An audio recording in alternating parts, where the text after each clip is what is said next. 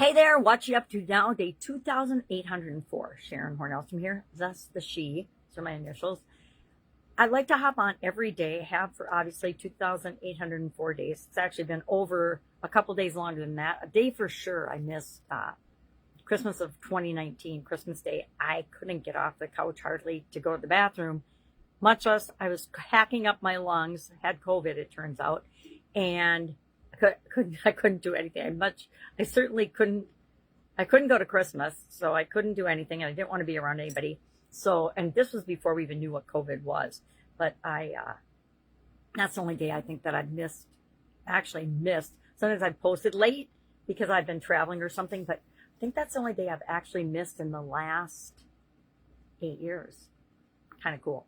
Just documenting my journey. So today we're talking about, of course, we've switched gears and are talking in both Supersize Your Business and the Be a Better You annual challenge. I do an annual challenge every year, 8th year for the annual challenge. Physical health and well-being. And today's topic is, what are your thoughts and beliefs around your physical health and well-being, or the physical area and aspect of your business? And I shared a couple of stories in Supersize Your Business about my messed up thoughts and beliefs about it, and how that kept us small longer than we needed to be. And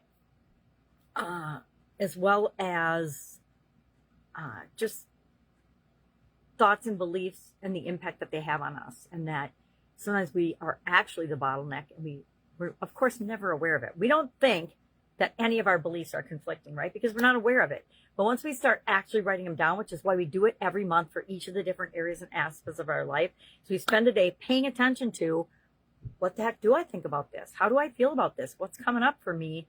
And we just jot those down, and then we look at them at the end of the day, because sometimes that's all we need to do to say, well, that's ridiculous. I thought that when I was 12. I certainly don't believe or think that anymore. Maybe we should find and let that go and get a flood of what it is that we really want in our life, instead of blocking it at every opportunity. So we talked about thoughts, beliefs, and we're just going to note them today, and then we're going to use them for tomorrow's topic. I think that these first 3 days of any month it's the way I've got it structured, are the ones that set the tone and the foundation for how are we going to do in this area and aspect of our life. We look at it, but we understand it from our own perspective, which is the only perspective that matters, right? And then we choose over the rest of the month what to do with it and how to deal with it, the goal we want to achieve by the end of the year. Again, I've mentioned, I think more than once, like a lot of times, I usually start with the physical area and aspect of our life. Maybe because I had a sudden cardiac arrest, and health is something that I've ignored, or my literal physical body health and well-being was something that I just shoved to the back of my priority list for probably 20 years. When I was, married, raising my kids, and they were young, I put everybody else first. And I think as moms, we tend to do that, and as grandmas, but we need to remember that if we don't take care of ourselves, we're not going to be here to take care of them. And I got a huge dose of that not a few years back, 15 years ago. 15 years ago is the anniversary of I call it death tape. My sisters hate that, but it's what happened. I dropped dead in the middle of one of my businesses, and my daughter and one of her friends were down skateboarding. Well, I was at a city council meeting. I left the meeting, walked through the top of one of my businesses down to another, and luckily I didn't get down to another, and I dropped right in front of the restroom at the one business, and one of the employees, thank goodness that he had the ability to do CPR, or I wouldn't be here talking to you today. So I much appreciate that.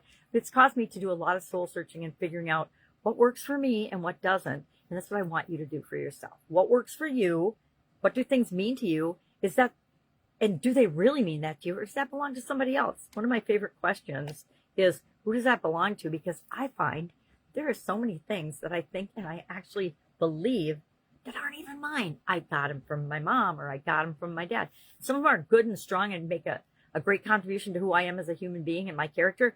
Others, not so much, right? So we want to be able to at least look at those things and pick and choose what is right for us.